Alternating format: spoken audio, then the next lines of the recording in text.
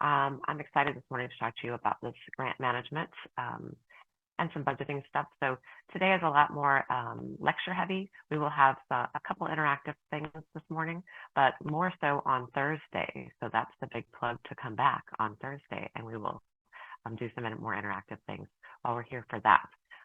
Let me see if I can go ahead and share the screen. Okay, and as always, one little caveat, I do have the dual screens. So the slideshow is over here. So if you see me look this way a little bit, it's to make sure that I'm on track with where the slide's at. So I am focusing on you otherwise, but I do occasionally do that. I catch myself looking over there to see where the slide's at. So, all right, so let's get started today. Let's just talk a little bit about the learning objectives for today, and then again, we'll see about what we'll be talking about on Thursday. So obviously we're splitting it into two pieces. So as I mentioned, this one is a little more lecture heavy than what we'll do on Thursday. We do have a little more hands-on things for Thursday where you get to practice some of the tools that we're talking about today, and then I'll introduce a little bit more on Thursday. So today, you should be able to actually identify the three overarching categories of resources that managers allocate. So like, what are managers doing to begin with? What actually is that job that you're doing? We should be able to define in-kind contributions and know the difference between direct and indirect costs. And then we need to talk about also the 5 components of a total project budget versus what we consider the grant budget. So some of you may have been looking at those things as a whole, and we're going to talk about how you can break that down and what you actually need to know when you're perhaps reapplying for your grant. And then we're going to differentiate between fixed, variable, mixed, and step costs. So there's a little bit of that budgeting lingo that we'll get to today. And why do those things matter? What's the difference between those costs that you're seeing in your actual budget? And why do you need to pay attention to knowing which kind that is? Okay. So the other thing we want to do is just talk a little bit about what is it that managers do, right? We start to want to look at what's the definition of that, right? And what are their responsibilities? So the definition of management actually is that management allocates resources to accomplish things, okay? So a bit of clarity here on that. Management is not the same as leadership, okay? So leaders and managers are not normally the same person. So a leader provides vision and direction, and a manager sees that the tasks are performed on time and done correctly. So if we could look, there's a really good and old political example that we talk about the difference between Jimmy Carter and a Ronald Reagan. Jimmy Carter was like a hands-on manager, tried to get things done, but wasn't seen as a visionary leader. Ronald Reagan used to talk about the shining city on the hill. He was more of a visionary. And it was actually quite funny because his vice president and then later President H.W. Bush used to say, I don't get that vision thing. So he considered himself more of a manager. Now, for a lot of you, I know you're actually playing the role of both leader and manager. You wear many hats. For many of you, I know that you get to do both. But it's kind of important for us to think about, when are you doing leading versus when are you doing managing, okay?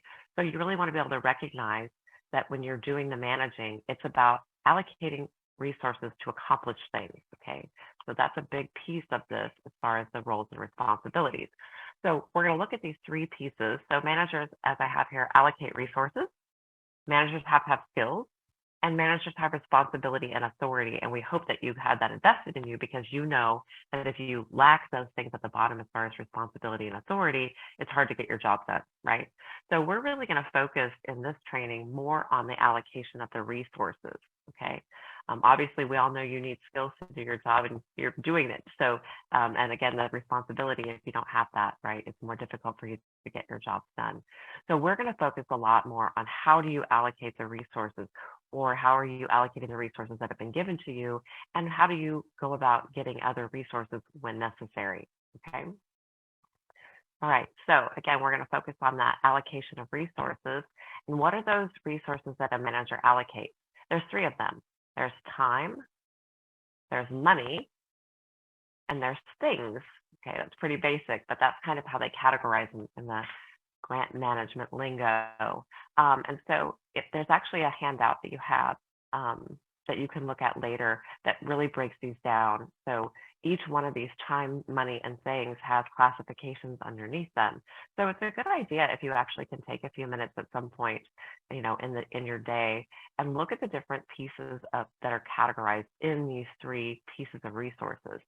And when you do that, I want you to think about which of these things are you actually currently allocating?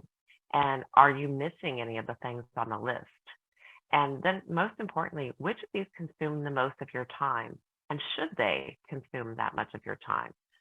Because again, part of your job is figuring out what to do with your time, right?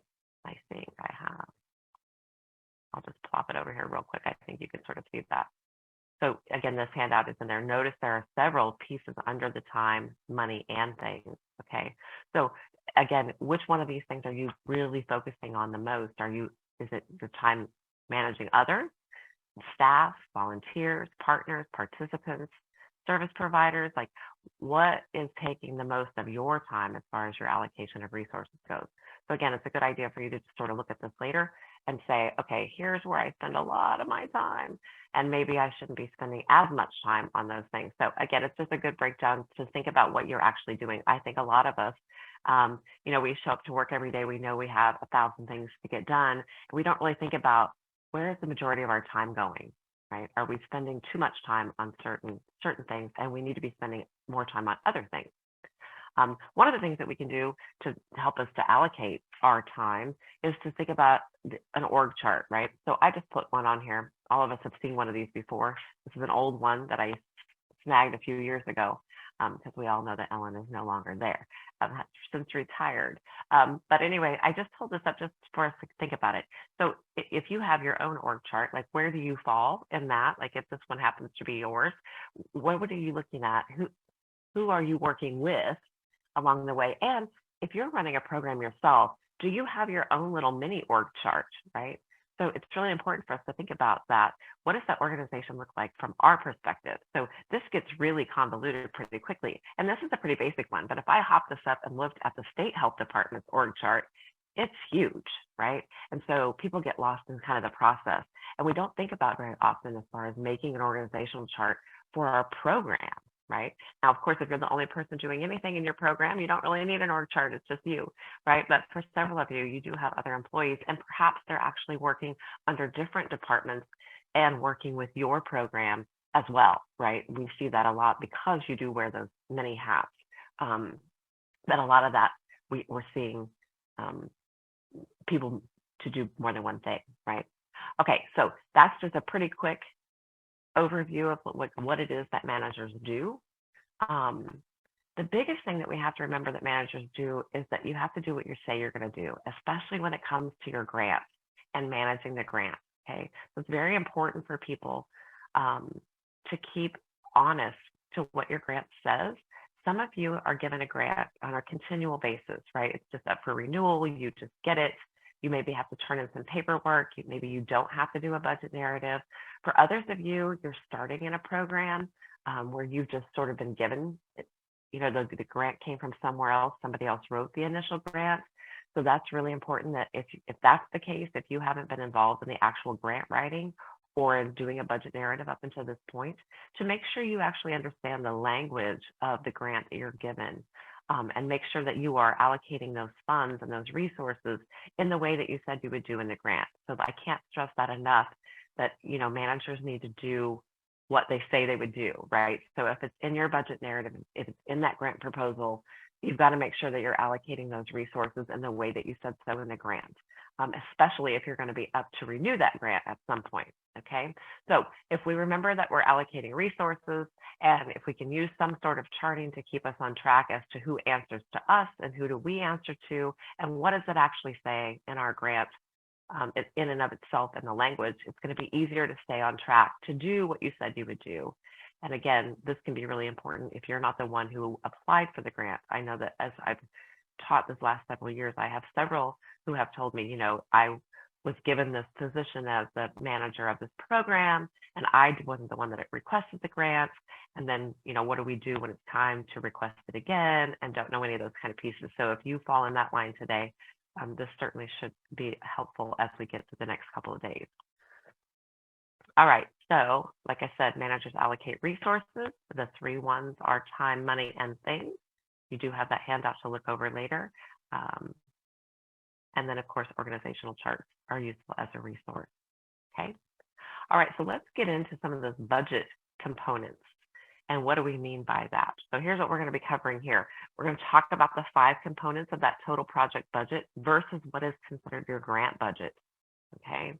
We're going to talk a little bit about in-kind contributions and discuss the differences between direct and indirect costs. And we also want to talk a little bit when we're looking at that grant, what is considered allowable versus unallowable. Okay, so if you're going to include something in that grant, again, if you're going to put that into your budget narrative as you move forward, what things are you allowed to ask for and what things are unallowable? Okay, which is, I walk all over myself saying that too many times, so I have to be careful with that. All right, so let's look at the budget breakdown. We're also going to talk about that and what should be included under which category. So which things are actually going to be considered direct costs and indirect costs. And then we're going to also be able to talk about whether those are fixed costs or variable or step, or if they're a mix of some of those things, which we'll see that that can be the case a lot of the time. Okay. So again, I'm assuming that a majority of you have some sort of budget that you're working with, that you have either been given or you've applied for before in the past. So it'll be good for you to sort of think about your own budget in this respect. At the end of both days of training, I'm going to give you sort of a homework assignment. Obviously, I can't check the homework assignment for all of you, but what we will do is I will, sort of send you on your way and to look at your own budget, okay, and to see like, are you doing these things already? And if you are, you can say, yay, good job, we're on the right track here. And if there are things that you aren't doing, maybe those are ways that you can tweak that a little bit. So again, I'm going to, some of these things you probably have already figured out, but I want to start with the fact that maybe some of you are relatively new to this. So I'm trying to find the middle of the road where it's maybe some newer people that haven't been doing this for very long versus some people who maybe just want to brush up or find some maybe new skills that we can use along the way. So I'm going to try to do it a little bit of both. Okay, so the first thing we want to talk about is this grant dictionary. And so you guys should also have the PowerPoint. So you have this link to this grant dictionary as well. When we look at this, let me see if I can take this there. So it does still work. I checked it yesterday, but you never know when we get a little bit of link rot that pops up for you. So you can see all these different things and applying for the different grants.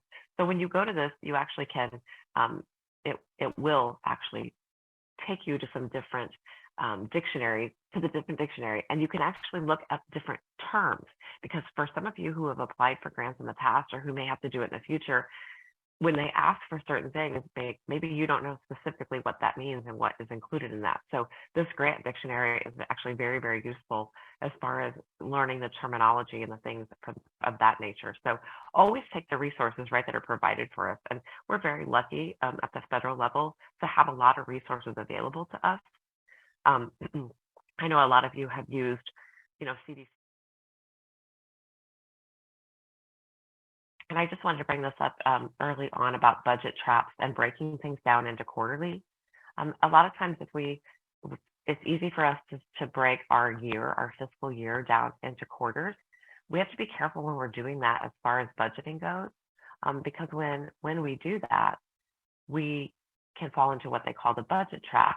So one of the things that I'm going to ask you to think about as we're moving forward is, are there times of the year that you need to allocate resources differently based on what quarter you're in, right? Like, let's say you have a huge flu vaccination clinic that comes in October and early November. And so are you using more resources and potentially bringing in more revenue during that quarter versus another time of the year? So if you just are breaking your budget down into quarters, you may find that you're coming up short in some quarters and that you're having a windfall in others. And while that may work itself out over the course of the year, it makes it harder for you to track. And so one of the things that I would ask that you look at as far as your budget goes is to take the last couple of years and look at that and say, okay, look, I really spend heavily in this quarter, in these particular months within that quarter, and I don't use those resources over here. So maybe when we're looking at our overall budget, we should be thinking about moving that into what we expect to see, okay? Because we're going to talk a little bit when we get to the variance analysis on Thursday about how do we say, okay, what are we doing from month to month? What are we doing from year to year? And where do we see that we're having some issues, or where does the budget get tight? Is it at the end of the year, or is it at that time that we have to spend a bunch more money? So that's one of the things, again, I just want that to kind of run through your head as we're thinking about these different pieces. Are you breaking your budget down quarterly? And is that the right way for you to do it to make the most use of your time and the resources that you have provided? Okay, so which is it? Project budget or grant request? The first thing that you want to think about is that a project budget is not the same thing as a grant request. Okay, a project budget includes all of the costs of implementing your project, and a grant request is just specifically the amount of money that you're asking the grantor for, that you want them to give you, right? So your grant says, we need X amount of dollars. We're going to do these things with that. But when we think about that, that's probably not going to be all that you need for your project budget. You're going to have some things. The project budget is almost always larger than the grant request or the grant that you're given. Perhaps you've asked for more money, but that's not what you've been given for the grant. So there are really no exceptions to this. There's always going to be some other piece to this that's going to make this a project budget that you're going to give. And so we're going to see the different things here in a minute of what goes into that project budget. So you want to start to think about, this is the amount that the grant is asking you for. And that becomes important, especially when you're doing a budget narrative to apply for a new grant or to reapply for the one you have. Most oftentimes, they're not asking you for the total project budget. They're asking you for what is grant requested, okay? And those are not the same things. So in order for these two to be the same, you would have to have nothing else involved, nothing else would be contributed. For the project budget and the grant request to be the same, zero contributions other than what's coming from that grant would be made to the running of your project or program. And that means nothing, like no help of any kind, no person, no extra computers, no boss comes in and looks over stuff on their free time. You don't snag somebody else from another program to help out at the last minute. You don't have extra volunteers that are not in your actual grant request, things of that nature. And so again, it's very possible that the grantor is not going to ask you for the total project budget, but really they want an accounting of how you're going to spend the money that they're giving you, okay? So that becomes really important when we're doing that budget narrative that we'll talk about more on Thursday. So you're going to account for the money that you are spending for the grant, but you also will want to have then the total project budget, because where that funding comes from is either going to be on you to find that additional funding, or perhaps your own health department, or perhaps some funding from a state or local or government, because if you're getting a federal grant or if you're getting a state grant, where does the rest of the money going to come from that is not being given to you from that particular grant? Okay, so that's a common misconception, that the project or the program budget is the same thing as your grant request. Okay, and most of you who have been doing this for a while can absolutely attest to the fact that the overall program budget does not necessarily line up with what you're getting for the grant. So what's the difference between the two? A total project budget or a program budget is the 5 components, right? First is that grant request. So that's the thing that we're talking about in and of itself. And then we want to look at your organization's contribution. So this can be something that's given to you as far as cash, or what we call an in-kind contribution, or maybe both. And we're going to talk specifically about what is an in-kind contribution in our next couple of slides. So, and then also your partner's contribution. So is anybody working with you on this program? Do you have community partners? Do you have other partners that are giving you those kind of things? And then your volunteers. Are there any volunteers that are actually working on your program or project? And those volunteer contributions are considered in-kind contributions. If we're not paying them for their services, that's an in-kind to our program. And again, this might be even the direction of your boss. You know, if they're coming in to look over your project and you're not paying them out of your project budget, if you're not paying them out of your grant request, then that might be considered, their time that they're giving to that may be considered in kind as well. So when you're looking at these things and you're putting it together, and the other thing is any revenue that you have is going to go into that. So obviously, if you're asking for grants, that's not including revenue, right? You're saying, hey, I want you to give me this money, but that budget wouldn't actually include the revenue that you're making then on top of that. So the total program or project budget includes all 5 of these things, okay? And if we're looking at just the grant request, what we're actually talking about is cash. Now, obviously, they don't just hand you, $50,000 and say, here you go. That comes in the form of payments, and maybe that comes all at once, or maybe that is given to you quarterly or at a yearly time or over a 3-year period, or however that works for your particular grant. And of course, as we know, all grants are different, but it's definitely considered cash, okay? Now, there's clear evidence that this is the case because the grantor often requires matching funds. So if they're going to give you funds, let's say it's $5,000 to spend here, it's going to request that you also find matching funds to go with that. And we need to be careful on that, especially when you're looking at renewing a grant. Do those funds say matching, or are they asking you to come up with that specific dollar amount? And if that's the case, it's going to say that it needs to be a cash match, okay? Because they're saying, if I'm giving you $5,000, you have to come up with $5,000. If it just says matching funds, you might be able to give some in-kind contributions. You might be able to plug in some volunteers or count some of those, your management hours or your boss's management hours in that as far as matching funds. So very important for you to sort of think about whether they're asking specifically for a cash match or if it just says matching funds, okay? So that's the phrase that you're kind of looking for when you're talking about that. All right, so let's talk a little bit then about what we call those in-kind contributions.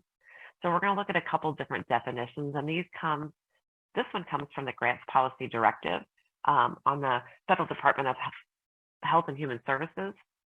And I've taken this actually from a book called The Grant Winners Toolkit. And the authors of this book actually tweaked this just a little bit, and I'll show you their definition in a few minutes. So if we look at the overall definition is the value of non-cash contributions that directly benefit a grant-supported project or program. In-kind contributions may be in the form of property, real property, equipment, supplies, and other expendable property, and goods and services directly benefiting and specifically identifiable to the project or program. Okay, so it sounds like a bunch of lingo here, right? So if we're looking at, I'm going to go just a little bit, here's sort of the things that we're talking about. Things in this case means anything and everything you can possibly think of.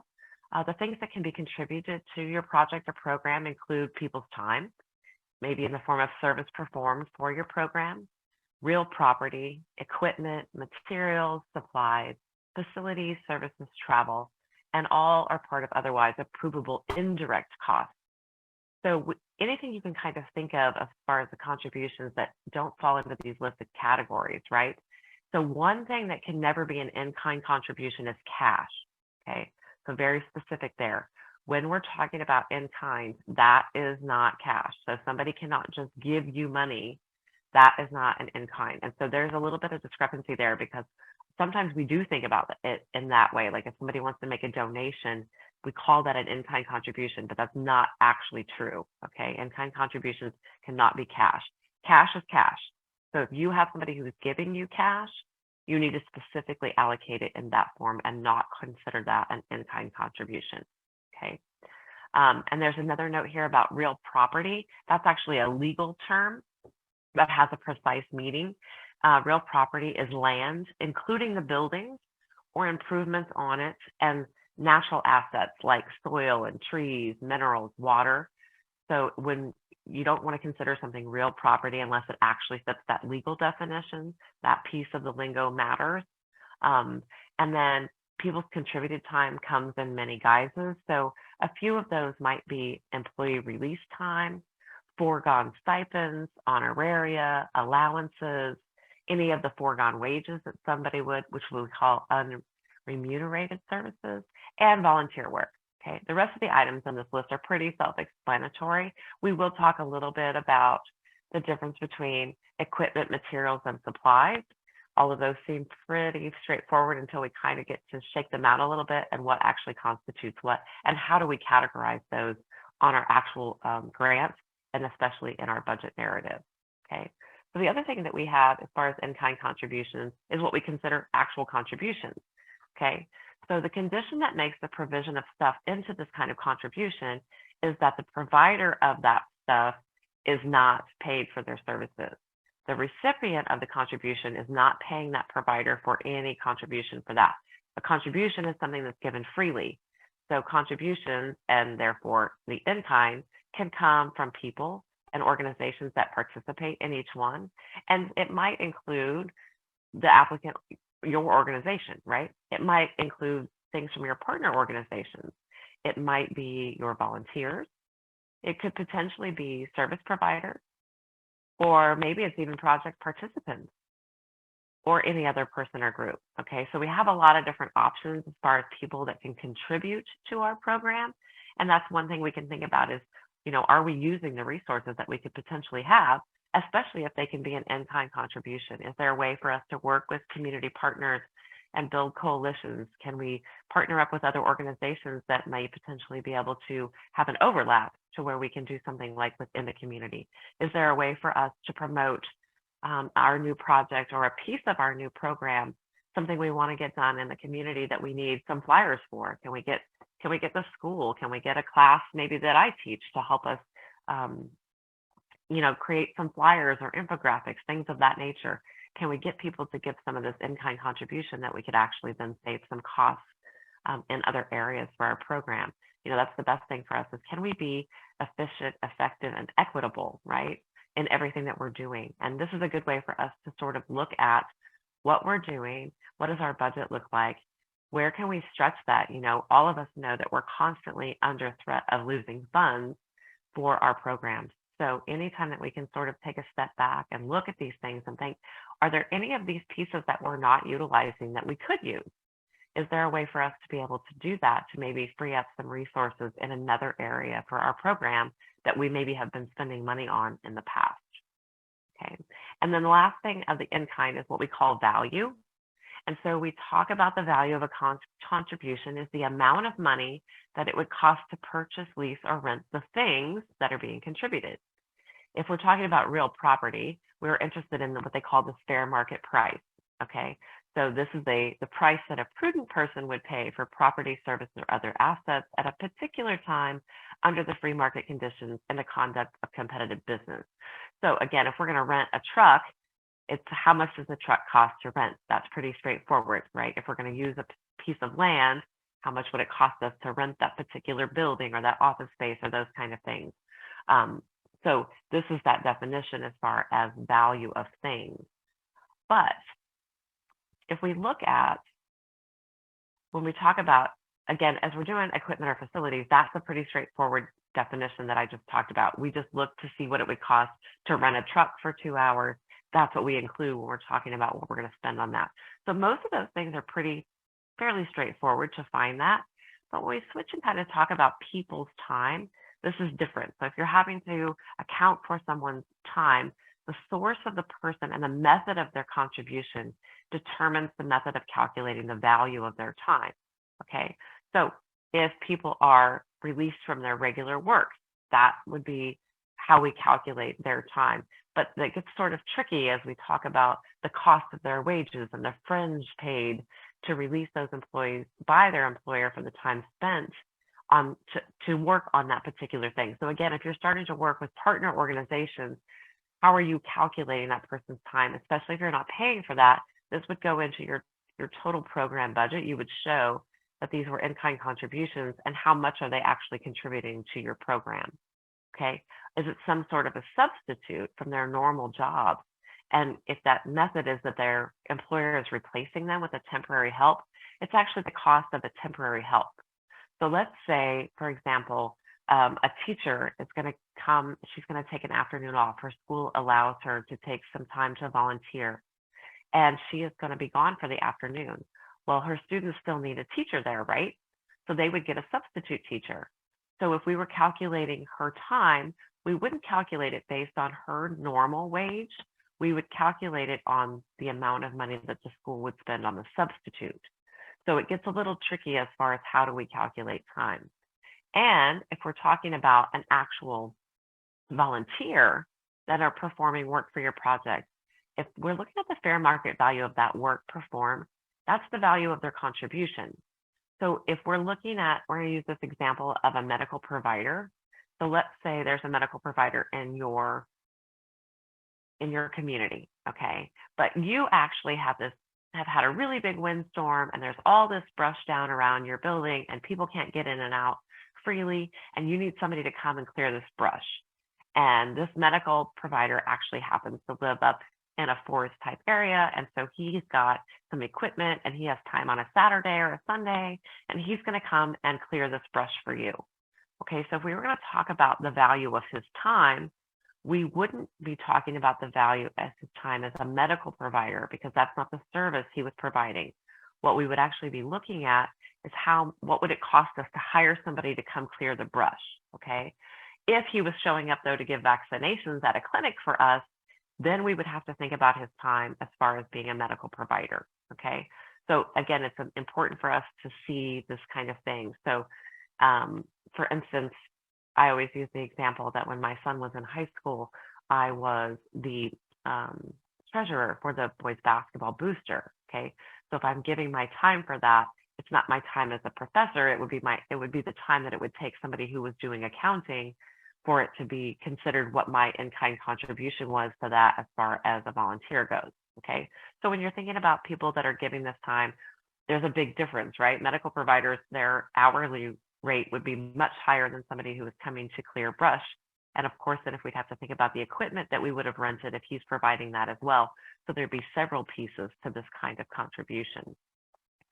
So now that we've talked about that, as I mentioned before, I showed you that HHS definition of in-kind, and then I said that I had taken it from this Grant Winners Toolkit, and this is what they talk about. An in-kind contribution to the budget of a project or program is the fair market value of contributed real property, time, equipment, materials, supplies, facilities, services, travel, and the waiver of all or otherwise approvable indirect costs. So we will talk about this idea of approvable, which we also consider allowable, in just a few minutes. So if we're looking at this, that piece of it is a little, we're still not really understanding. The rest of the things, again, we are going to talk about the differences between materials and supplies and equipment, and how do we do that? But eventually we're going to lump all of those things into that piece of it. Okay, and I think if we have, let's see, do we have a poll? I think we have a poll here after first one after the slide. Do we have those ready, or Desiree? I don't think that we have that ready. I'm sorry, Tricia. Okay, that's fine. So I'll just throw it out there. Let's see, how about what does everybody say? You guys can just throw it in the chat. If you help out at a local food bank on the weekends, is that an in-kind contribution? Yes or no? So if you help out at a food bank on the weekends, would we consider that an in-kind contribution? Yes or no? So if you're, you normally have a job Monday through Friday, if you are giving some helping out at a local food bank on your weekend, what do we think? Yes or no? Is that in-kind? Yes, that you are correct. That is in kind, because you are doing something different and you are helping out. Notice I gave that word, I didn't say volunteer, right? But so if somebody says they're going to help out, or they're volunteering, or they're going to be there for their time, that is considered an in-kind contribution. So if you are giving your time freely, you are giving that as an in-kind contribution, okay? All right, so let's talk a little bit about cost.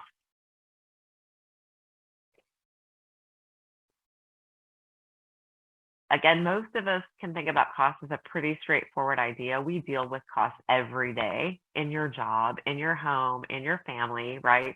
You all have to deal with budgets. And especially, like I said, when you're dealing with grant budgets, costs become a bit more complex. The first thing we want to do is decide whether or not a cost is allowable. Another term for this is allocable. Okay, so allowable, allocable, both of those are interchangeable, okay? So then we have to classify it as either a direct or an indirect cost. So again, this seems straightforward. We're looking to see if this is allowable versus unallowable. And how do we decide? How do we know if a cost is allowable? So what we want to do is to actually follow the cost principles, okay? The cost principles establish general standards for the allowability of costs. That's the first thing it does. It establishes those general standards. It provides detailed guidance for us on the cost accounting treatment of whether we consider something a direct or indirect cost. And it sets forth allowability principles for selected items of cost. It's going to tell us what's allowable and what's not allowable. And finally, the applicability of a particular set of cost principles depends on the type of organization making the expenditure. So an example, a nonprofit organization that receives an award from a state recipient would be subject to the cost principles for nonprofit organizations, while the state would be subject to the cost principles not only for the state, but for local governments and for tribal governments, and maybe even for federal governments. So you basically have to think about, first of all, if we're using cost principles, what are they? Where do we find them? How do we find out if what we're doing is correct as far as how we're classifying costs? And how does that apply to us? What are you responsible for doing? So some of us might fall into this idea of thinking that we're only responsible to the people who are giving us the grant. That's not necessarily the case. And again, for those of you who have been doing this for a while, you will see that not only, let's say your grant comes from the federal government, right? One of the things that you're going to see along the way is that you're also going to be beholden to what the state holds you to, and maybe even the local, even if your grant comes from somebody else, like what you're allowed to do and what you're allowed to ask for and how you're allowed to spend that money. There may be some tweaks along the way that is not just so specific for the grant that you're given. Okay, so where do you find these? Well, here's a list. Okay, so I put these on here as far as the different ones, but I've included what that's called the grant policy statement guide from HHS, and it's a PDF in your materials from today. So you actually have a place to get to some of these, but this is where you get them. This is how they have put the cost principles put together. And we're going to talk about what those look like and how do we get to some of that stuff. But you do actually have a sheet for that about how to reference those things, okay? So the cost principles address 4 tests in determining if something is allowable, okay? So these are the tests. First of all is reasonableness, and that includes necessity. Like, we absolutely have to have this. Is it reasonable that you're asking for this piece of funding in your grant proposal? Is it absolutely necessary to your program? Okay, so that's one of the first things. That's the first test.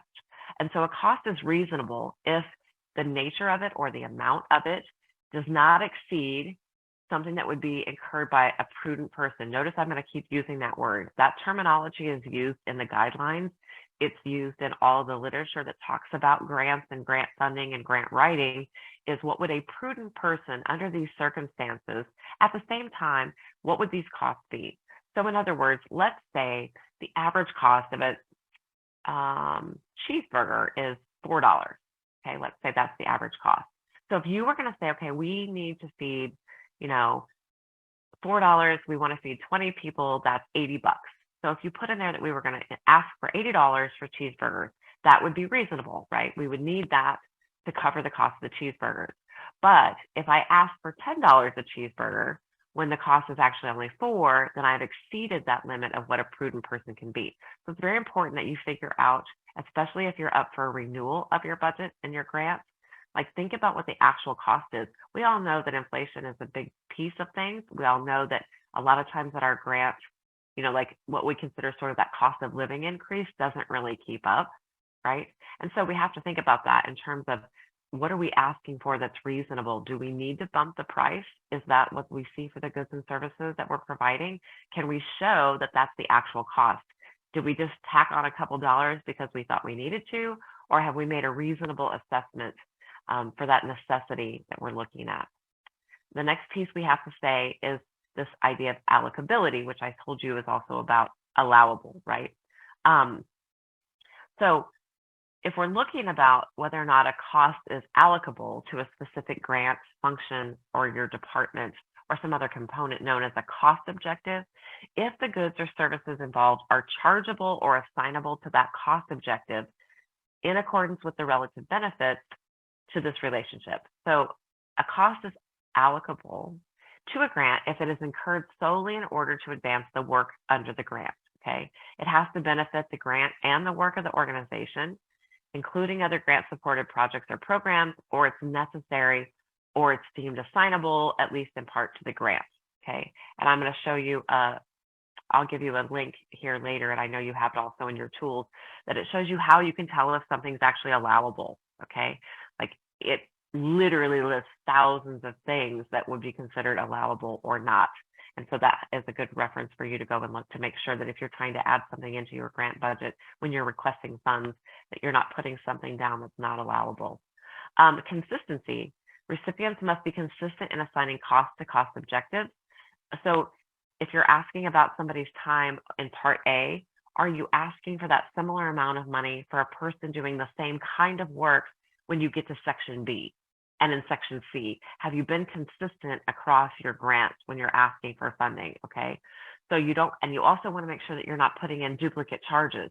You don't want to ask for somebody's service in Part A, and then they also help out in another area. So you're including them over there.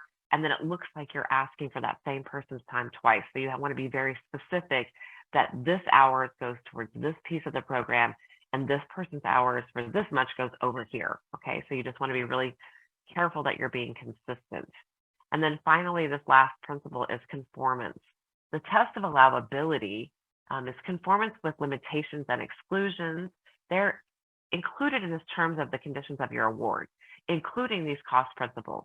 And they are going to vary based on the type of activity, the type of recipient, and other characteristics of your individual award. Okay. So here's this one below here. So I'm going to show us this grants policy statement. And again, you also have this as a handout, but what's allowable versus unallowable. Okay. So these four tests apply regardless of a category of cost and the cost principles that are awarded from that.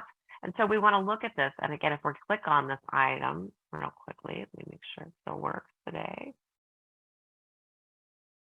217 pages long. Okay, but we're going to click down. Actually, I already went to here to page 82. So it actually tells you that it's section 2, pages 30 to 43.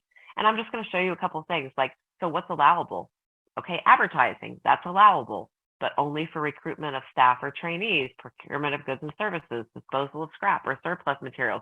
So notice how very specific it is. If you say, okay, I'm going to advertise, but it has to be for one of these things. Okay, we want to have a fundraiser. We want to have alcohol. Is that allowable? No, unallowable. So see, it says this. So it's very specific on what it tells us, A, what counts as allowable, and then also specifically, right? So animals allowable for some things, but not for others. So there's literally 13 pages here of things that are bad debts, not allowable. You can't include that when you put in your grant management. If you have debt from a previous year, you can't put that in your new grant and hope that that gets covered. Okay, so this is a very useful tool. And if you're saying I want to include communications, yes, on the surface it's allowable, but it can include local and long distance telephone calls, telegrams, express mail, postage, messenger, electronic or computer transmittal services, and usually treated as indirect costs. So, and that's like a precursor into what we're actually getting ready to talk about, which is the difference between direct and indirect costs. And so this piece of it is interesting because sometimes indirect costs are not allowable. And you have to know whether your grant actually allows that or not. So in particular, this is going to allow our communications piece to be an indirect cost, and it would in fact be allowable. Okay, so let's go back to here and look at direct versus indirect costs. So direct costs are ones that can be identified specifically and with a particular award, project, or program, service, or other organizational activity that can be directly assigned to an activity with a high degree of accuracy. Okay, so direct costs include things like salary, travel, equipment, supplies, directly benefiting the grant-supported program. Indirect costs are sometimes called facilities and administrative costs. So if you've heard that terminology, and that kind of depends on whether you're at the local health department or whether you're working maybe at the state. So I know at the state level, what we consider your indirect cost is going to be considered your facilities and administrative costs. And these are costs incurred for a common or joint objective that cannot really be specific, okay? So, and what this big fancy definition really just means is, think about it this way. If you're using the telephone service in your whole department, okay, it's hard for us to say exactly how much your program is using for the phone, right? Because the service is for the whole thing. So we have to find some way, and we're going to talk about cost pools and cost drivers later, and to see where you guys fall as far as that goes when we talk about these indirect costs. And how do we identify that? But basically what we're saying is, if it's something that we can't say specifically, right? Like let's say you're going to hire somebody temporarily for the summer and you're going to pay them $15 an hour. That's a direct cost. We know that. We know how much that's going to be. We also want to make sure we don't forget the fringe and any benefits that we're providing, but we'll get to that later. But you also can say that's a direct cost, right? That's something that's directly included that you can write down, you know exactly that that's going to be to that person. But again, if we're talking about the telephone and we have a phone line that's set up in the office as a whole, it's more difficult to know exactly how much we're paying for that piece of it. And that's what would be considered an indirect cost. Okay. And again, sometimes that's called facilities and administrative costs.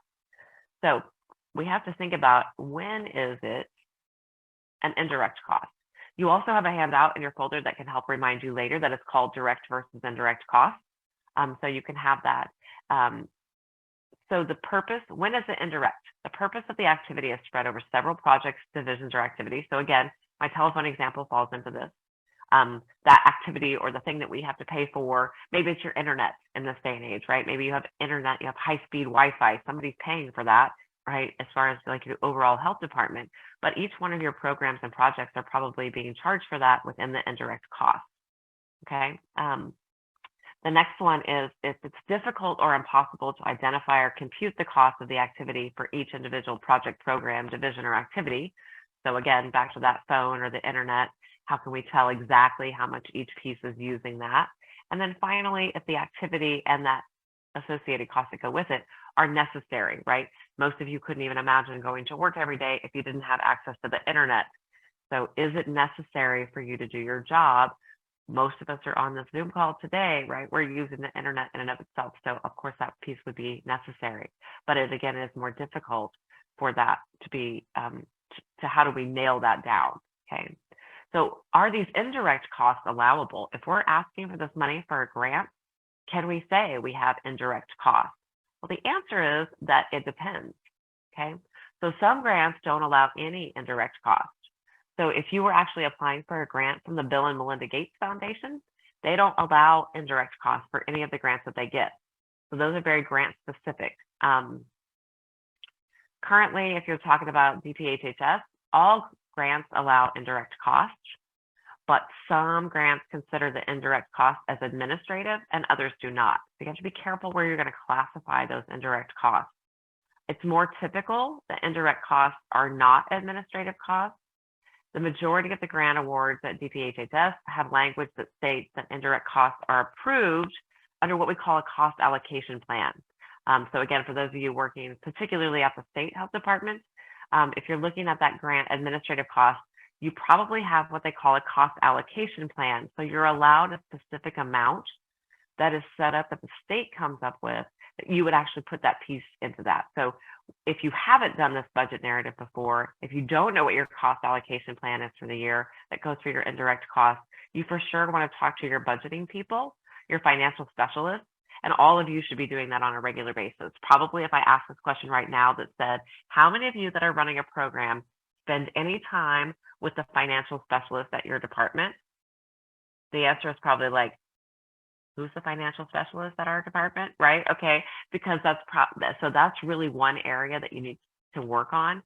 And you will notice, I will tell you this, and I got this notion actually from the subject matter experts who are CFOs at state health department levels, and they're saying program managers should be talking to their financial specialists on a regular basis. You really should be having meetings with them about once a month to see where you're at, and especially to check these indirect costs and see where those are hitting, to make sure that you are doing your best to be accurate when you're asking for your piece of this allocation plan every year, because otherwise you're going to get overcharged. And you don't want to do that, okay? Because then you're spending money that you don't have to be spending, all right? Okay, so sometimes how are indirect costs computed?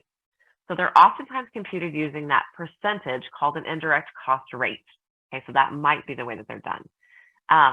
The indirect cost rate is computed by the financial people in an organization, hopefully using generally accepted accounting principles. But again, in the case of the state health department, they use a federally approved cost allocation plan that I just mentioned because they are a public assistance agency. So there's a letter that's actually submitted with each grant application stating the use of the cost allocation plan. So again, if you're at the position where you're going to have to reapply for your grant and you are working at the state level, you're going to need to find that cost allocation plan, and it's going to need to be turned in and submitted with your budget narrative. Okay. So the use of that cost allocation plan is when the grant requests an indirect rate. So if it's saying, what is the indirect rate? You say, here's my cost allocation plan. Here's what we have. Okay. So what's the process to this? How do we get through each of these things? So each year, whether it's a brand new grant or the next year of a current grant, the program does what they call a cost allocation estimate request. And again, this is state level specific. Your local may do this as well, especially if they're following the principles that the state health department is doing, but this is actually what would happen. You do a cost allocation estimate request form. There are financial specialists within each bureau in the state health department, and that's what I call that FS, the financial specialist. So again, if you don't know who your financial specialist is, find out, okay? Knock, knock, knock on the door and figure out who that is, okay?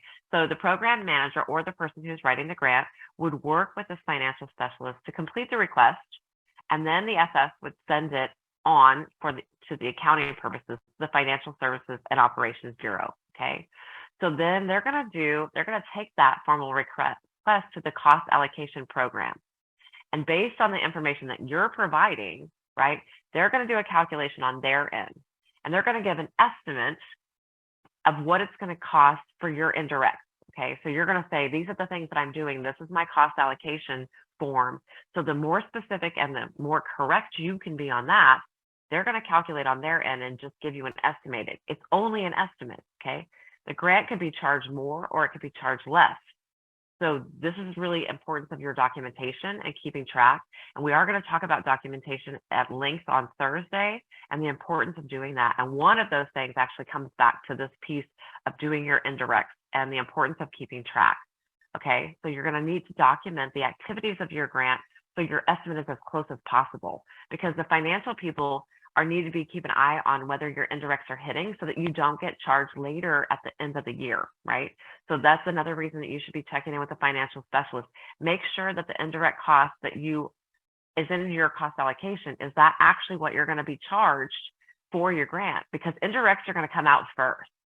So if your indirect is off, and they go to charge you more later, you're going to lose part of that funding that you thought, and you're going to have to find a way to make that up someplace else. So it's really important that you're having like this monthly budget meeting with a financial specialist, whoever is the one that is calculating your cost allocation for your indirects. Make sure you're keeping that relationship open and that you're talking to this person on a regular basis. You should have good communication between them. Sorry, I went backwards there. So indirect costs are legally required to be paid first. So that's what I was saying. This is where you could run into some trouble if you don't have this indirect. The only time that they won't charge more than the estimate is if your grant has specific language that puts a cap on the indirect amount. So let's say your cap was $5,000 and the financial specialist was saying, we're going to charge you $5,500 this year. And you say, no, I can't, not from this grant, because $5,000 is the cap. So again, you need to understand not only the language in your grant as far as indirect, and is there a cap on that, but then also the communication back and forth with your financial specialist, okay? Okay, so we've talked about the fact that we have in-kind contributions that have given us, like when people are giving their time freely, right? We've talked about direct costs, which are pretty straightforward. If we actually can nail that down and say, we're gonna pay this person's salary, or we're gonna rent this particular building and it's all for us, we know how much that rent is and we can put those things down. And we talked a little bit about these indirect costs, and these are the things that can get really convoluted very quickly. And we all use the indirect costs. We all use the phone lines on the internet and the heat and the air and the office space and the housekeeping. All of those things would be considered indirect costs. And so, but a big thing for us is are they allowable? And if they're allowable, how do we know if it's allowable? We use some of those pieces that I just gave you, that big long 200-page piece of looking through. We need to be talking to our financial specialists in our departments, right? Who is helping us? Are we using a cost allocation? Are we using an indirect cost rate? Or are we completing this cost allocation form and are being given this estimate of indirect costs? And are we having conversations on a regular basis to make sure that what's hitting on our indirects is happening the way we think it is? Because again, as I mentioned, these are going to come out first. So the indirect costs have to be paid before your other things. So you don't want to be hung up where you've spent more money on this indirect and have to come back to it. Okay. So the next thing we're going to move in is to cost allocation basics. How about if we take just a couple minutes quick break so that everybody can maybe grab that third cup of coffee or maybe some water so that we're not so jittery for the rest of it. And they'll give you a breather after all this cost talk. And we'll see how we kind of can allocate those things. So let's just take a couple minutes and then we'll be back. We'll start talking a little bit more about some cost allocation basics. So here's where we really get into like budgeting 101 type pieces. So there's quite a bit of information here that we're going to try to get through. And so I know all of you won't be like, oh, let me just go talk about cost pools and cost drivers when I get home tonight. But also it's important for us to kind of realize where these pieces come from so that we understand how these things are being allocated for us. Because sometimes the person that is making these decisions doesn't necessarily understand how you're using these things. And so it can be really important for you to at least understand where it's coming from, potentially because you might be needing to be part of a different cost pool. There might be a better cost driver for you to be using as far as allocation of these resources. And so again, it's typically more than most of us want to do when it comes to budgeting, right? We're like, okay, how much does it cost? How much do we make? What's the budget? Like you all do this as far as home goes. And I know it's the same kind of thing when you're looking just overall at your grant, but because some of these things are done by other people, you need to sort of, especially when we're talking about these costs or indirect costs, you want to know where those dollar figures are coming from. You know, if your financial specialist says, hey, we're charging you $20 a month for internet, and you think, well, that's okay, that's not bad. But if every other division is only paying 10, why is that the case? Why are you paying more for internet than maybe another program that is working and using the same amount or maybe has more employees than you? And the reason that might be is potentially because of your cost allocation rate, the cost allocation plan, maybe because you're being charged more for something that you're not actually using. So that was that first piece of like talking to the financial specialist.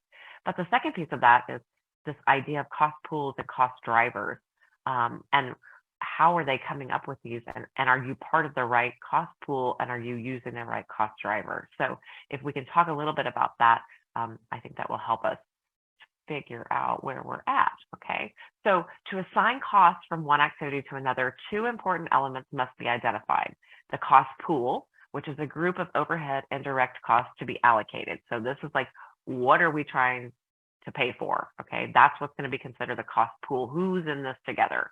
And then the second one is the cost driver, and this is the basis on which a cost pool is allocated. Okay, so while a cost driver is that basis that we are allocating this, let's think about this. We'll give a quick example. So the cost of, let's say, a hospital. Let's use a hospital so that we're not doing state or local or breaking it that way. Let's say a hospital has a housekeeping department, right? So obviously all hospitals have housekeeping, and the house part might be allocated to the other departments based on the size of each department's physical space. So again, we know that hospitals have to do housekeeping like in the lab and in the patient rooms, but they also have to do it in the offices, right, of the people who work like in administration. So what they've done is they've said, okay, how about if we charge you for housekeeping based on the size of your physical space? That seems logical, doesn't it? Like, let's say your office is, 500 square feet. So you should be charged for housekeeping for 500 square feet versus maybe another larger department that uses 1,000 square feet. There should be charged for that 1,000 square feet. So the logic here is that the amount of housekeeping resources that are expended in each department is directly related to the size of the department, like the physical size of the department. So the total housekeeping cost would be the cost pool. Okay, so this is what we're talking about, housekeeping costs. That's the cost pool. And in this case, the number of square feet of occupied space would become the cost driver. That's how we break it down. So we say, okay, we're paying for housekeeping. And again, we could use my internet example from earlier. That's the cost pool. It's internet, right? And how are we going to break that down? So in this case, I'm saying, okay, for housekeeping, let's go by the size of, and that makes sense, right? We're thinking about it. How long is it going to take the housekeeper to clean? Well, a 500 square foot versus 1,000 square foot, right? That's twice as much time. So when the cost pool amount is divided by the total cost driver, the result is what we call the allocation rate. Okay, so when we take what do we have to spend and how are we going to divide it, makes sense, right? Simple division. Then we're going to do that. So in the housekeeping illustration, the allocation rate is the total housekeeping cost of the whole organization divided by the total space by my department, okay? Or every other department, right? Each one of those has to sum then to 100% of the housekeeping total, right? So this procedure results in an allocation rate measured in dollar cost per square foot of space used, okay? So it's important for us, and again, that sounds convoluted quickly, right? So dollar cost per square foot of space used. So what you really want to know is, okay, what's the cost pool? So think about your indirects. Are you paying for telephone? Are you paying for internet? Are you paying, electricity? Do you have just a flat rate, right? Some of you may just be charged a flat rate for indirects, and that just may be what you're getting charged every time. But potentially you're not. Potentially you're part of this cost pool, cost driver thing. And so you're saying to yourself, okay, how are they figuring? What is the driver behind me paying for the internet? So again, if you don't know how this is done, you need to talk to the financial specialist and see, are you just getting charged a flat rate for all of these things? Or are they specifically figured up based on your space, based on how many people you have in your program, based on how much money you bring? So potentially you or your program makes more money than somebody else's. So you're getting charged more for your indirects than they are, which should not be happening. But you want to double check and make sure that that's not the case. Okay, so we get this allocation rate. So in the housekeeping illustration, the allocation rate is the total housekeeping cost of the organization as a whole divided by that square footage occupied by the departments receiving. This procedure is this allocation rate that we're doing. So in the patient services department, full cost would include the direct cost of the department and then an allocation rate for the housekeeping services made on the amount of the occupied space. Okay. So if we look at it this way, cost pools, a cost pool typically consists of all the direct costs of one support department. So think about support. So maybe even this is like accounting or payroll, right? Maybe you have payroll that does, think about that. Payroll does payroll for all of you, right? If you have a payroll services, then potentially, like, what does that look like, right? However, if a single support department offers several substantially different services, and the patient services department uses those services in different relative amounts, it might be beneficial to separate the cost into multiple pools. Okay, so this is where it gets kind of tricky. So we might say, okay, health department, right, as a whole, and maybe we're saying we'll just break it down by division, like back to that org chart, right? Let's say this division, this division, this division. But if we look at that, we can see some of those divisions maybe don't have very many programs underneath them. So potentially that might not be very good for us, because what if we only have 2 programs worth of people and they only have 4 people in them? And we're saying we're paying, let's say we have 5 divisions in our health department. If we're saying, let's break that up by division, everybody pays 20% of payroll. Well, that's great. If you're the division that has 10 different programs, you're not going to pay very much for payroll. But that's terrible if you are the division that only has 2 programs that only employs 4 or 5 people, right? So you really want to be mindful of, like, how are these cost pools being divided, okay? So let's say we'll stick with this hospital example of the financial services, okay? So in financial services, there's 2 different kinds of service. There's patient billing, and then collections, patient billing and collections, right? That's one thing. And then they also have budgeting, because the financial people are going to do the budget for the whole hospital, but they're also going to be the person taking in the revenue and keeping up with the patients and the billing and that kind of thing. So there's 2 different things going on here. Okay.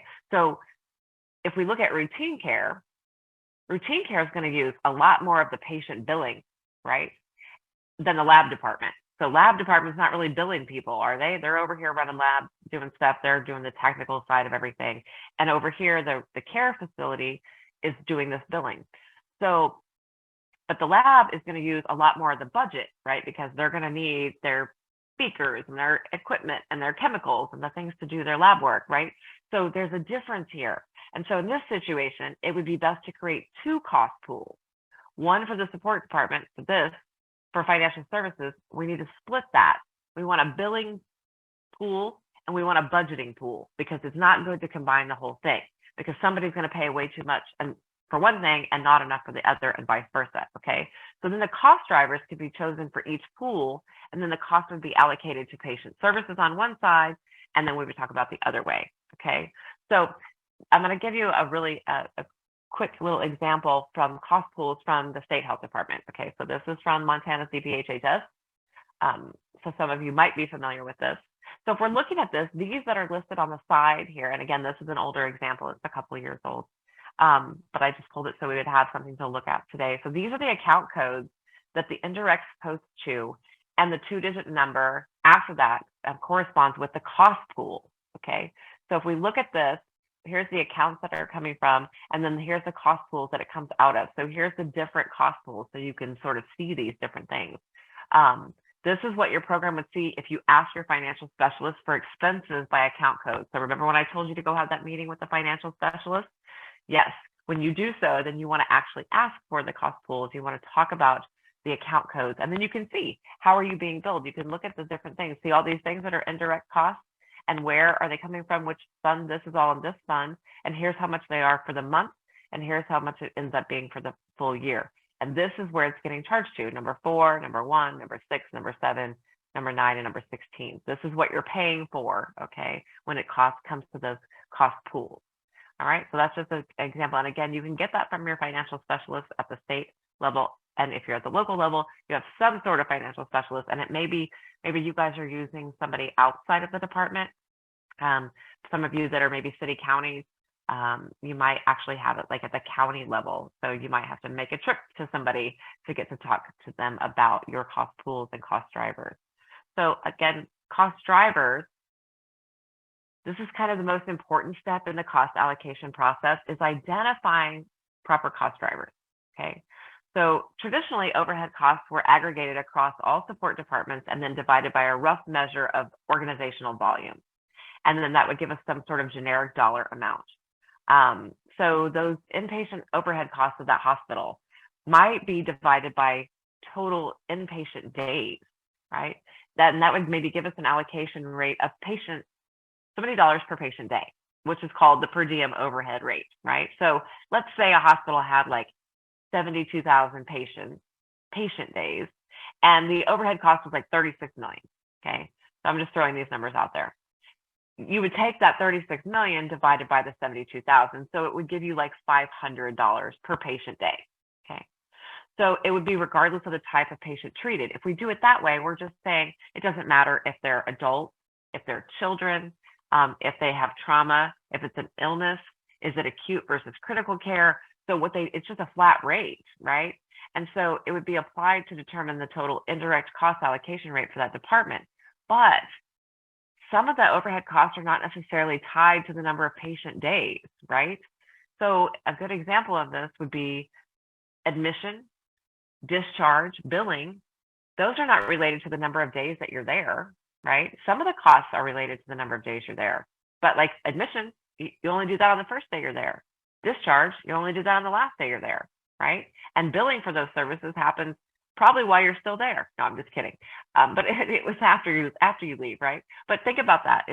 That's not really tied to patient days, so it'd be really hard to allocate the rates for how many billable hours are you getting and how many admissions did you have. So tying all those overhead costs to one cost driver improperly allocates the cost. So that distorts those costs for patient services and then raises concerns about the effectiveness of decisions when we base them on those costs.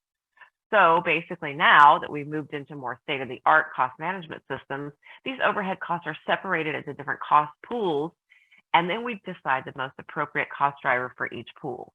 So the theoretical basis for identifying cost drivers is we want to know that the pool doesn't vary so much from the driver, right? We want to know that the driver is the correct thing. So let's say this. Let's say that patient services department has 10,000 square feet of space. Do they actually use twice as much housekeeping as one with only 5,000? Okay.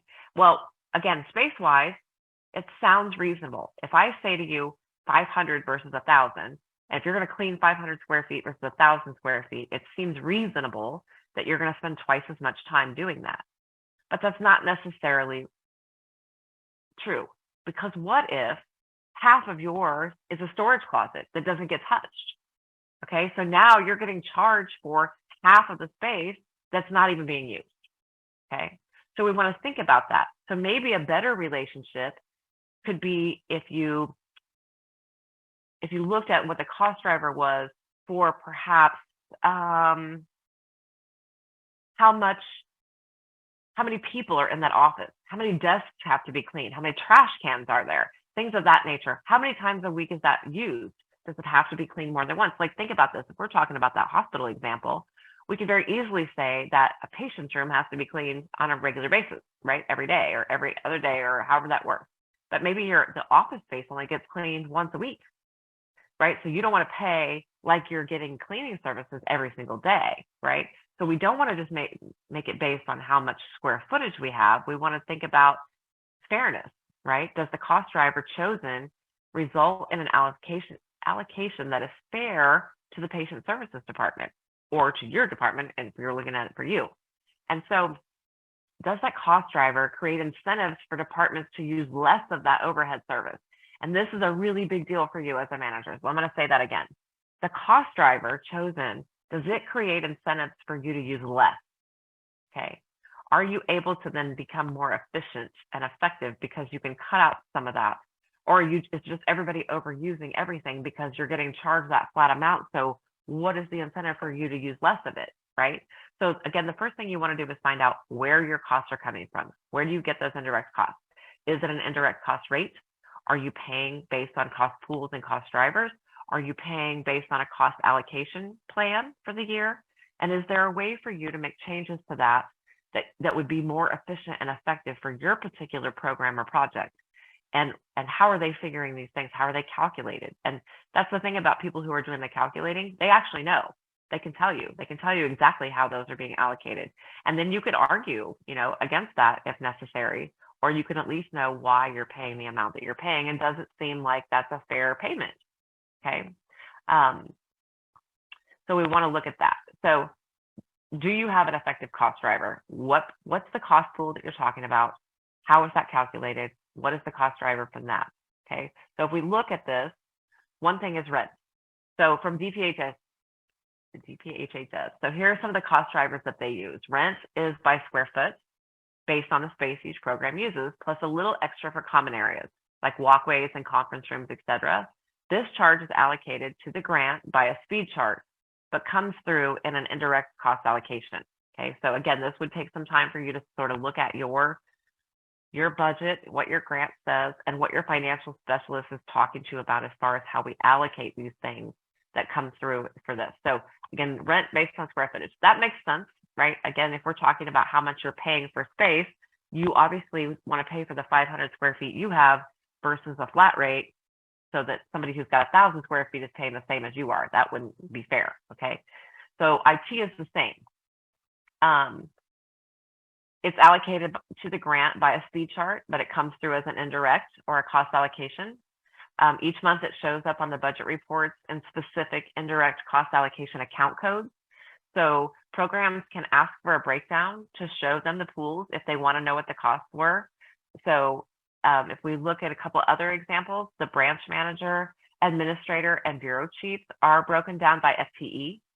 So the more FTE on your grant, more shares of those costs you're going to see hit your grant and your fund. So based on what you've got as FTE in the grant, that's how you're going to get branch manager, administrator, and bureau chief. And then the next one, the rent. If you want to talk about rent, IT charges, and mail, those, like I said, are speed chart, but they still run through that cost allocation.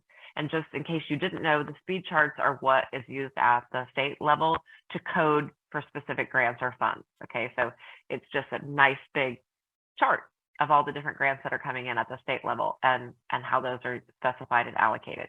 Okay, so then this piece, the budget analyst, the financial specialist, general ledger, and your legal charges, so all those are grouped together. Those are allocated by time spent on the specific grant through TARTS, which is time allocation and the request tracking system. So these positions actually will all charge in 0.25 increments to a specific grant that they're working on. So again, it's important for you. How much time are they spending?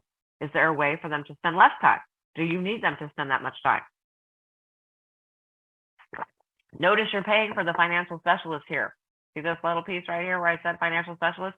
So your grant is paying for that. So this is another reason that you should be talking to the financial specialist, because you're paying them, okay? So you want to make sure that what you're doing is you're all on the same page on a regular basis. So that's being charged through the TART system at a 0.25 increment. And that's specific to the grant that you're working on, okay? Okay, so another thing is, here's things that influence indirect costs. Staff, payroll, the number of contracts you have, and purchases for budgeting, okay? So here are things that count as indirect costs, which would be facility, electricity costs, heating bills, water bills, maintenance costs, central administration like payroll, right, in this case. Now, if we talk about direct costs, there are 9 of these, okay? And again, these are pretty relatively straightforward. I want to go through them. We'll go through fairly quickly just so that we kind of know what they are. You do have this in your folder as well. So you have these handouts to take so you don't have to remember all of this for today. So personnel and fringe, travel stipends, honorarium, services and consultants, real property, equipment, materials and supplies, and facilities. These are the 9 categories. Again, they seem simple enough, and they all fit. Everything that you can think of that's a direct fits into one of these categories. We could just call them direct, right? We could very easily just be like, oh, these are the direct costs. But we actually want to think about it, because it's better for us if we break it down, because we want to see where we're spending the most amount of money, okay? So if you have your budget and you're saying, oh, these are the direct costs, do you have it broken into categories where we can sort of see where we're spending this kind of money, okay? So we could use fewer categories. We could put all of, materials, supplies, and equipment all together, and facility. We could put all that into one group, but more categories makes the explanation easier, and it helps us, especially when we're writing that budget narrative, to say what exactly is the money that I'm putting in here. One thing you're going to notice on here is that I don't have a category for miscellaneous, okay? If you have a category on your budget for miscellaneous, get rid of it, okay? That's what I'm going to tell you. So what you want is this. When you have a miscellaneous category, you want 0 in that every time, okay? Because here's the thing. If you have a budget form, if you're putting in a grant narrative and you put in miscellaneous, what that tells the grant people on the other side is that's sort of like your little slush fund. Like maybe you couldn't figure out what your budget should be as a whole, so you included what they consider this miscellaneous item. Now, a lot of them will allow you to have miscellaneous. So for instance, I'm going to go back to my basketball booster board. When I was the treasurer there, I had categories, classifications for everything that we spent money on and everything we brought money in as far as revenue goes for the program. But some things it was like, oh, this could be just like some random something and I didn't have a category for it. Well, I can put that into miscellaneous. I was allowed to do that for up to $500 a year. But really, if I thought about it, there was probably a category that either I already had or that I should create, because potentially we were going to get more money for that later from somebody else, like if that's a new category that came up. So in other words, if I threw it into miscellaneous, I was really just being lazy and not adding another line to my spreadsheet, right? So you don't want to do that. You don't want to say, oh, I can't be very specific about what's in my budget that I have this miscellaneous category. So if you have to put something in there, if it is something rare, something crazy, that's fine. But what we really suggest is keep that at 0, okay? What you want to show them is that you actually know exactly where the money's going.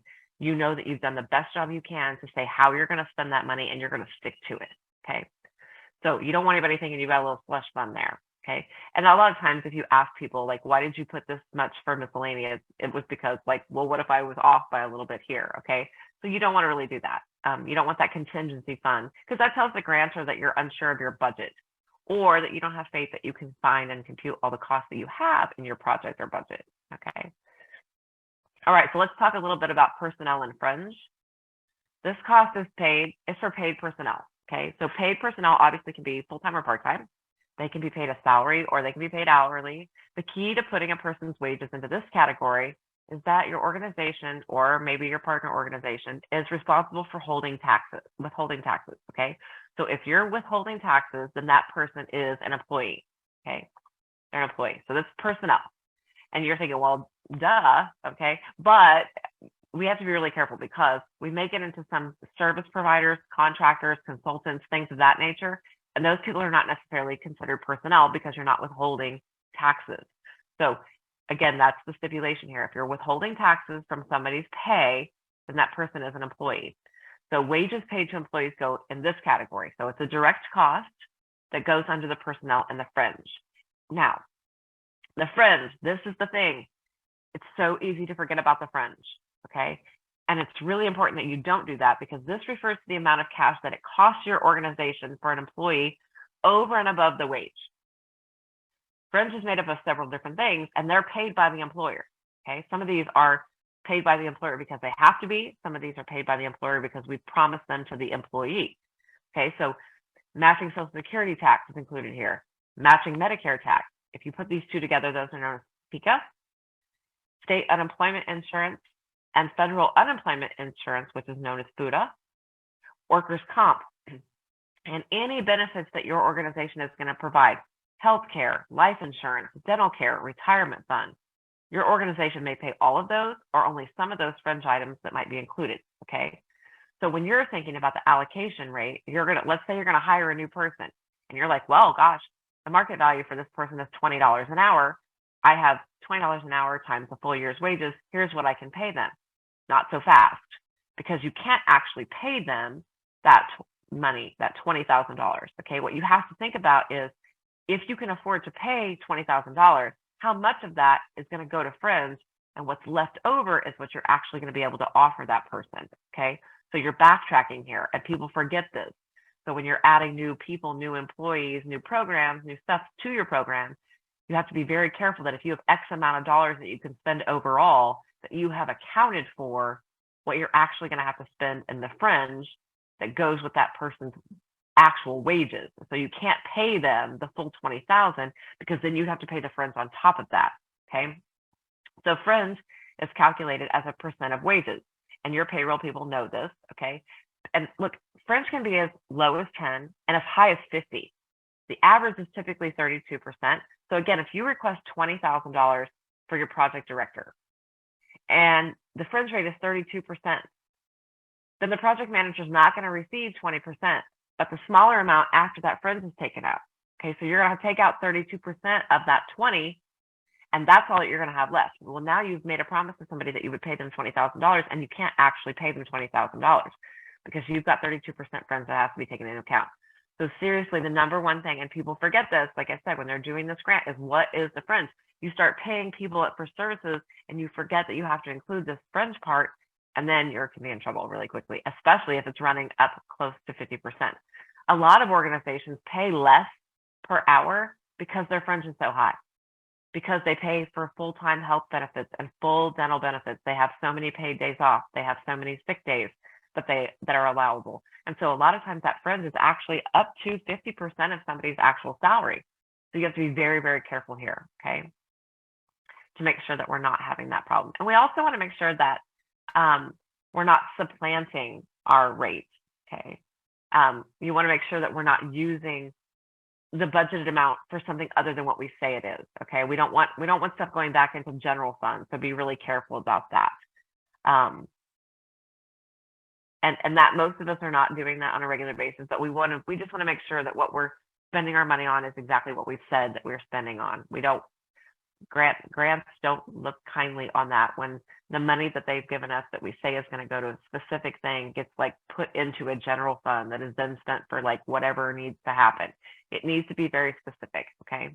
So you want to start thinking about that, especially if you're going to be writing a new grant anytime soon, or you have a grant renewal coming up. Think about the different costs that you're going to have. And again, we're going to talk about budget narratives on Thursday and how to put those things in. But again, looking at your budget, if you can take some time and spend with that budget, talk about whether or not you've got an expense or a revenue or an operating budget. Like, what are you looking at here?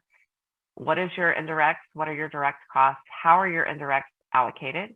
What are the cost drivers and cost pools? Are you using a cost allocation rate? What can be cut? Are you being specific, right? So we just talked about the personnel and the fringe, but also travel. travel includes all kinds of things, right? Getting from one place to another, eating and lodging. And sometimes you can include travel and sometimes you can't. Sometimes it's just a flat rate per diem, like at the state, it's like whatever it is, $15 a day, and that's it. Do you get to include tips? Do you get to include parking? Like if you have to go to the airport and you've parked your car, do you have to include that when you're having somebody come? Can you do that? Can you pay for their parking? Do you need somebody to go pick them up because you're not allowed to pay for their parking, right? How do we get that? So travel itself is usually thought of on ground or air. And so we can see these different kinds of things. So there's a lot of different options here, but like I said, be careful that when you're allowing for these travel stipends that you know what your limits are, okay? Because like I said, most of you are given some sort of limit either based on a state rate or maybe on your city county rate that you can say, okay, here's what I'm going to give you. Even if it costs more than that for somebody to eat, the majority of us have probably had a travel stipend at some point and said, that dollar per day is not covering it, but that's what you can offer. So you have to be straightforward with that. Stipends are the same way. Sometimes these are associated with trainings. They have pre-established levels. So you can say, okay, we're gonna hire this trainer to come in for something for XYZ, and this is what we're spending on this training every time. So that's a stipend. So it's just a regular or fixed payment for services. It's not a wage because you're not withholding taxes per se. You're hiring somebody off the street. So again, this is why it's a good thing to kind of break these down, and you can really see where that money is going. You don't want to just be like, oh, well, we paid all these people. Which people did you pay? Which ones are employees? Which ones are something different? What's considered the stipend? Honorarium, same way. A lot of times these two words are used like interchangeably. If somebody just shows up, usually though an honorarium is something that you just give them. You give them a gift for showing up. So like, let's say you have a guest speaker at your gala. You might give them an honorarium for speaking. There's not really a contract. You just hope they show up. You've decided that they were great and you've told them that they were great and they show up to give a little talk to pep up your program, and then maybe you give them a one-time something, right? So they're not actually, it's not a goods and services kind of thing versus the stipends. So that's something different there. And then services and consultants, notice there's a ton of these that could be on there. And some of you probably don't use any of these. You're not hiring out for any of that. But on the other hand, some of you may be doing these things. You may be hiring services and consultants for something like that, advertising or communications. Remember, we said that those were allowable costs in some of those grants. So can you use this? Do you have to go someplace for video production? If you're doing services and consultants. So they're naming them separately because these are not employees, okay? These are useful labors performed by an individual or organization on behalf of others. So this is a few of them that I'm going to list here on the slide. So you do have your paid staff perform services, but we don't consider those in services and consultants because you're paying them a wage. You're withholding taxes and you're taking into account the French, right? So that is a different thing. But if you're paying for somebody on the side of this, those are considered services or consultants and you're not withholding taxes for them.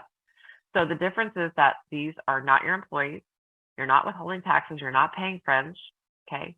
I can give a good example of this. I was hired I did a foster care evaluation a few years ago, and I was hired as the evaluator. So I was providing a service. I was a consultant. I was not an employee of the health department, but I was somebody under the grant who was paid a service for doing the evaluation, right? So taxes were not withheld. I had to pay those on my own as, a 1099 indirect consultant because I was considered this. But you want to be really careful about whether or not you're considering somebody a service or consultant or if they're actually an employee, okay?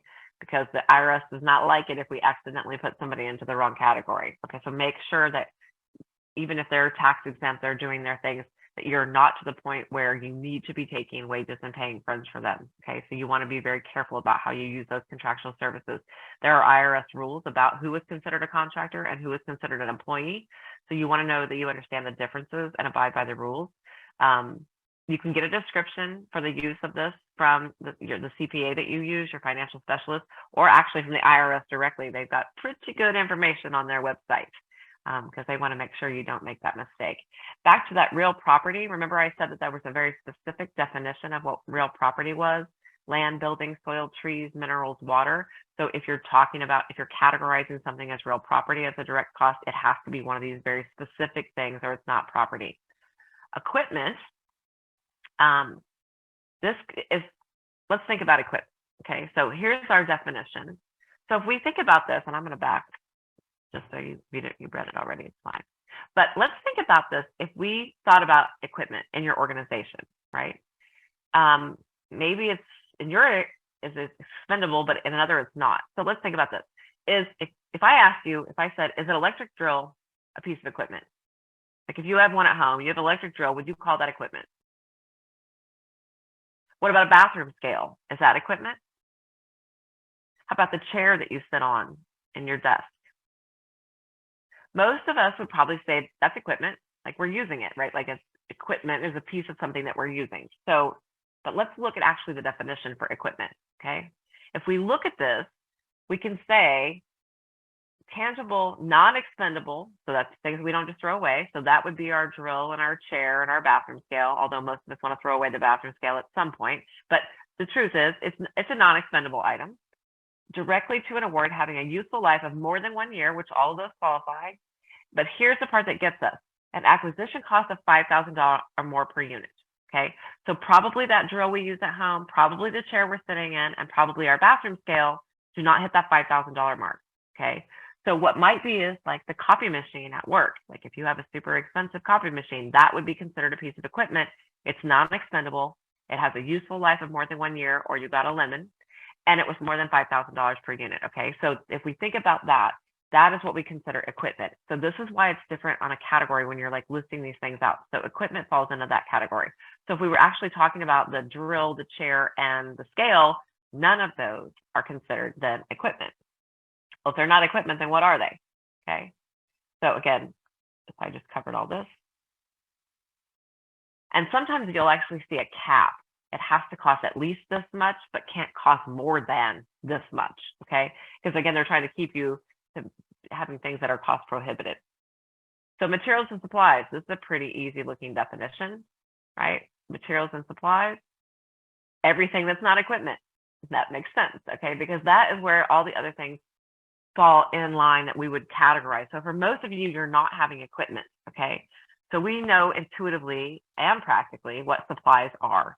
Supplies are expendable things like ink, paper, lab chemicals, pencils, food, toilet paper. So that's pretty easy. We can be like, all right, those are all supplies, right? We all know we have, what supplies do we need? We say that, right? Do we need more paper clips? Do we need this? But if we think about this, what about a USB drive for your computer? It's way too cheap to be equipment, but it can last a long time. So it's not really expendable. What about the wiring that we have in the wall for our computer network? It's not equipment, but it's not expendable. And maybe it sits in the wall for years and years doing its job. But if we look, these would actually be supplies, okay? So here's some places that we can distinguish between the two. Items such as USBs, and they're classified as materials. So often items are called materials are books, computer software, the stuff which we build things like glass or plastic, metal, and video, audio, digital tape. So here's what's lucky. It can be very difficult to tell.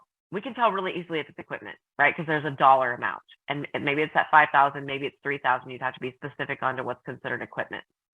But when we get to the material and supplies, it's a little more complicated as to how we tease those out. Luckily for us, most of the time, they lump these together. So if it is your ink or your USB drive or whatever, if it's not equipment, it probably just goes into here. So you don't have to worry so much most of the time on breaking down the difference between materials and supplies. You just need to have a category that has both, okay?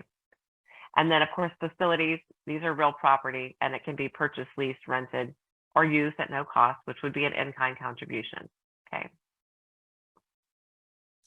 Okay. I'm ready again, if you are, when you are. You ready for what? I said, I have the poll ready when you are, when you're ready. Okay, perfect. You do. Okay, so good. Well, let's throw that one out there. All right, so it's actually all the above, right? So it's staff, payroll, number of contracts, and your purchases for budgeting. Those all can influence your indirect costs. Okay, so any of those pieces actually can influence what we have as far as indirect costs because it's how much we're actually going to end up paying into staff, basically, because right, that's going to be your friends and your payroll, number of contracts, and purchases for budgeting, right? So the answer for that one is actually all of the above. And do we have, is there one more? Yes, okay, let's ask the one more question. Okay, so this question asks, out of the direct costs we discussed, which one is the most often forgotten by the grant managers? Right, you want to share that, Desiree? So look, you guys, so I know you learned one thing today. For sure. We got 100% of you said friends, and that is correct, right? So you did hear me say I'm certain more than once. Don't forget the friends, okay? Because that's super important. And I know, you know, like I said, lots of times that I've had this discussion, you know, people really do think like, oh, we need to hire somebody $18 an hour. But how much is that actually going to cost you to do that, right? So be really careful that you're adding that into your cost allocation before you go making, you know, hiring somebody else or using them as 0.5 FTE or whatever it is that you're doing. Are you really able to actually give them that as far as the wage piece of that goes? Okay. All right. So thanks for sharing those. I appreciate that, Desiree. So documentation, we're going to talk a little bit about cost distribution real quickly, and then we're going to be done for the day here pretty quick. So we'll come back and finish up on those things then on Thursday. But I want to talk, and we're going to spend time again on documentation on Thursday, but we really want to talk about that the requirements for grant proposals, accountability is really high. Okay. So you have to adhere to the grant budget for the duration of the time period that you have your grant. And any changes that you're making have prior approval. Okay. This is one that I can't tell you how much CFOs, financial specialists have said, don't make changes unless you have prior approval. Okay. So if for any reason you have to make changes, and this, you really have to get approval before what you're doing. And you can get only after approval can changes be made. Notice I said the same thing twice here, 2 different ways. I just said the same thing. Don't make changes till you get approval first, because you don't want to deviate from what you have said you're going to do. Remember the very first thing I said at the beginning today? What do managers do? They do what they say they're going to do. And one of those things is that we don't make any changes to this grant or to the budget to how we're allocating these funds unless we've actually gotten it. So we're going to talk about documentation, and I'm going to come back to this on Thursday when we talk about it, but I really want this to seep in. Don't make changes to your grant budget unless you have approval to do so, whether that's the local or the state or the federal level for doing so. And if you're going to need to make changes, make sure on your next grant cycle that you are moving that. That's one thing people forget, is that you're like, oh, I've had the same budget forever. This is all they're going to give me. And you turn it in and you realize like, oh, I actually want to spend money here instead of here. So if that's the case, change it before you apply for that grant again. Okay. Just be very, very careful that you're not do what you say you're doing. Do exactly what your grant says. You don't ever want to risk losing funding because you didn't follow that properly. So documentation is super important. So let's talk real quickly about different types of costs. And again, this is going to be the part where you all want to tune out and be like, la, la, la, don't like this stuff.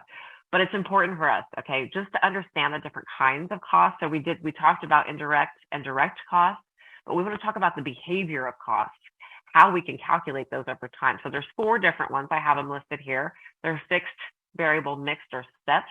And we literally have this little chart here that shows us if activity goes this way, what happens to cost. Okay, so obviously following this line, if activity increased, and then cost would increase here, right? Like, so this would be cost goes up and this would be activity goes up. That's how this little graph works.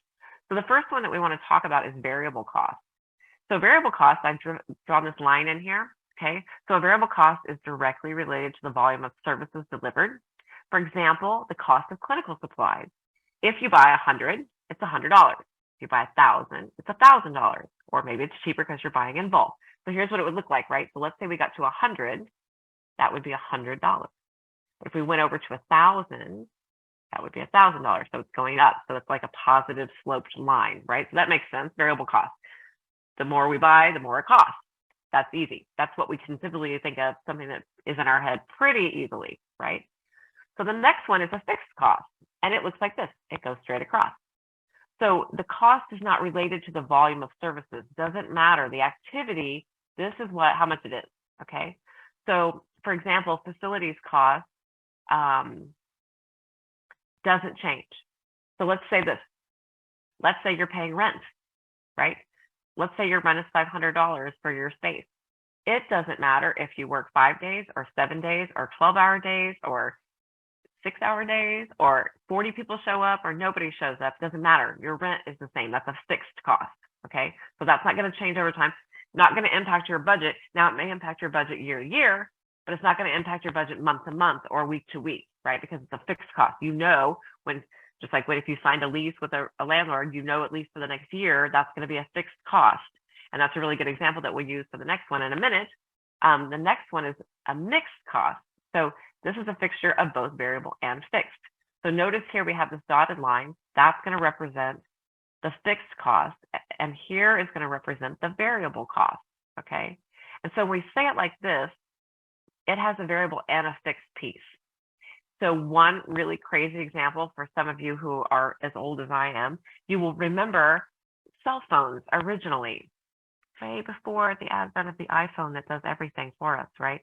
So an example of this would be that you had a fixed cost for the line every month, right? Which we still have that, right? You still have that fixed cost and says, okay, here's how much you're paying. But remember the old days where you used to have to pay like 5 cents per text message?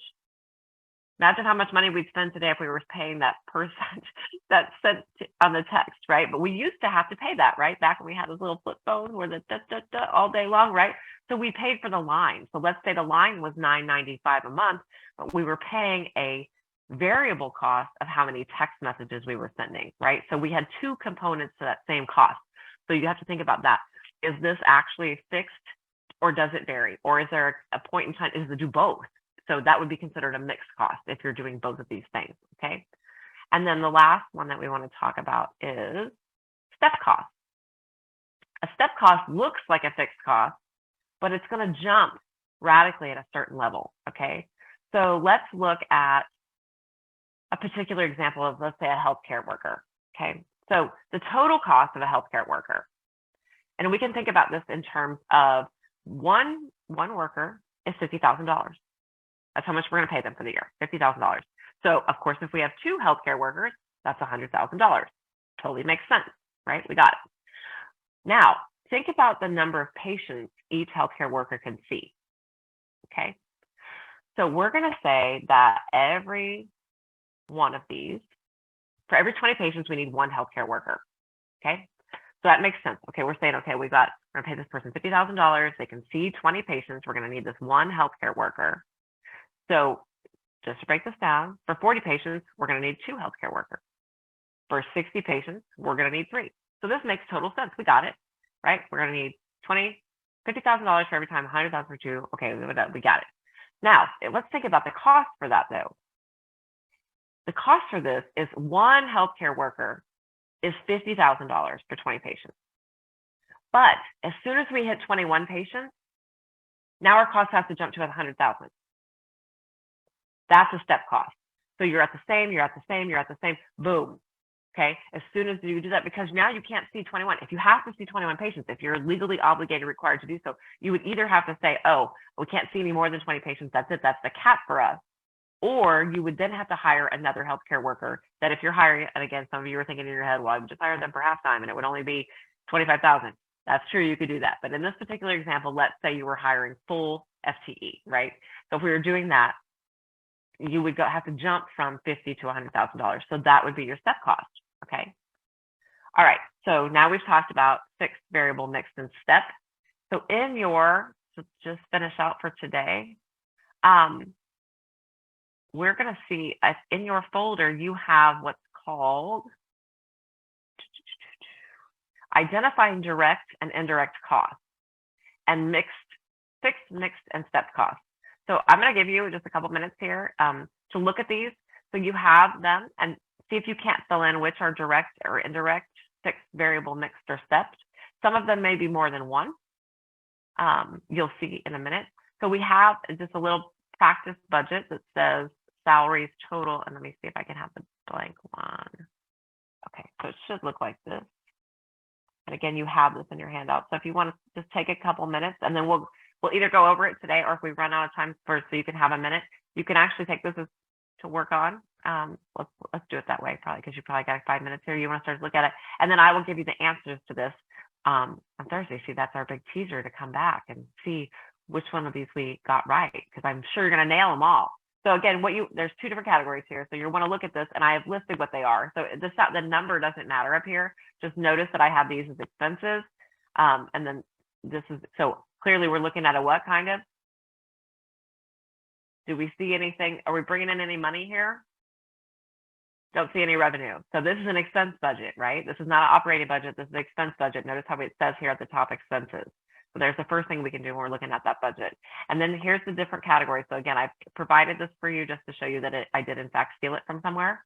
but we don't need to know the dollar amounts. What we're trying to say is this a direct cost or an indirect cost? That's the piece that goes here. And then can you identify, is that a fixed, a variable, a mixed, or a step cost? So again, I'm going to just come back over here. You can be looking at this, or you can work on it before Thursday, and I will go over that at the very beginning. The other thing I just wanted to talk to you about is what we're doing here, this relevant range. So cost assumptions are based on a relevant range.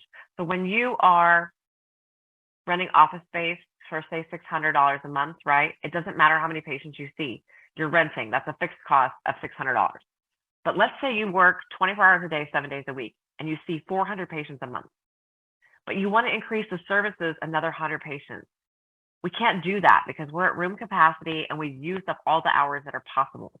So in this case, we would need an addition or a bigger office, which means our rent would increase. So the cost assumptions we have are based on this relevant range. So this is what they talk about. So when you get outside of that, all the assumptions that you've made about your costs are not correct. So this is why I said it's really important for you to look at your budget on a regular basis, monthly, maybe weekly, for sure, month to month and year to year, and what your grant's doing and what is the funding you're asking for the next 2, 3, 5 years, however your grant's coming in, is it yearly, to make sure that you're not getting outside of that relevant range, that what you're putting in there is true, right? Let's say your overhead, part of your indirect cost is your rent, and you've been paying $600 a month in rent for 5 years, and now the rent's gone up and you're paying $800. You're going to have to know that, right? Because otherwise it's going to take away money, and you're going to be spending that money on that rent, and you're not going to have it in your grant budget. So that's going to be bad. Okay. So you really want to understand the concept of relevant range is saying, here's what I know about my budget right now.